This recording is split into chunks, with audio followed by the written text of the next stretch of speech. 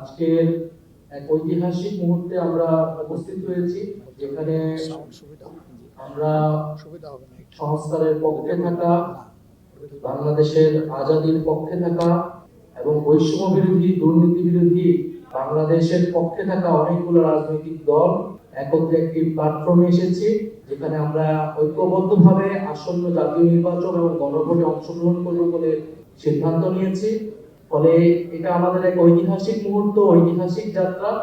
এটা যেমন একই সাথে নির্বাচনী সমঝোতা, একই সাথে রাজনৈতিক গুরুত্ব অপরিসীম।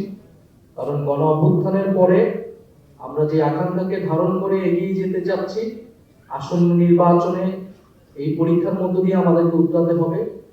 ফলে আমাদের সেই গণ অভ্যুত্থানের আকাঙ্ক্ষিত বাংলাদেশ, আমাদের মহান মুক্তিযুদ্ধের সাম্য, মানবিক মর্যাদা এবং সামাজিক সুবিচারের বাংলাদেশ, এবং আমাদের 1947 সালের যে আজাদীর লড়াই, সকল ঐতিহাসিক লড়াইকে ধারণ করে আমরা এই আসন্ন নির্বাচন এবং গণভোটে একত্রে কাজ করব, ঐক্যবদ্ধ কাজ করব।